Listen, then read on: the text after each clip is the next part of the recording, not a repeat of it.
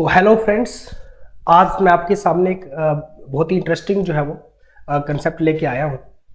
Plane wave का एक concept है कि फॉर एग्जांपल अगर कोई एक इलेक्ट्रोमैग्नेटिक वेव है, वो जो है वो इंसिडेंट कर रही है ऐसे प्लेन के ऊपर, that is incident like this, और ये इस प्लेन से इंसिडेंट करके जो है वो रिफ्लेक्ट कर रही है। आफ्टर द इंसिडेंट के बाद जो है वो इस प्लेन से रिफ्लेक्ट कर रही है। तो आपको पता है कि जो इंसिडेंट एंगल और रिफ्लेक्टेड एंगल दोनों क्या होते हैं, सेम होते हैं। The angle of incident is equal to the angle of the reflection. तो अब ये जो देखो, अगर ये रिफ्लेक्ट नहीं करता, फॉर एग्जांपल अगर ये रिफ्लेक्ट नहीं करता तो ये ऐसे जाती सीधी, ये जो इंसिडेंट लाइट थी that will be go like this, है ना। तो अगर मैं इसके बीच में मैं ये बताऊं कि रिफ्लेक्शन के बाद, इसका मतलब क्या हो गया कि रिफ्लेक्शन के बाद जो है ये लाइट ना रोटेट कर गई, है ना। This direction of this basically wave vector की जो डायरेक्शन है दैट बेसिकली रोटेटेड हियर। तो कितने एंगल से ये रोटेट की, it is very important concept in the optics as well.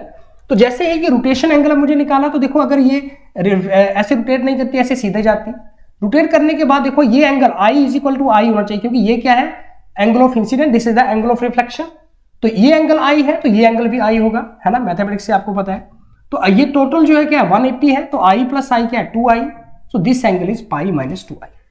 तो दिस इंप्लाइड है कि आफ्टर द रिफ्लेक्शन जो एंगल है, angle rotated by the light is basically pi minus 2i. Very important, pi minus 2i, that is it. Okay, thank you so much.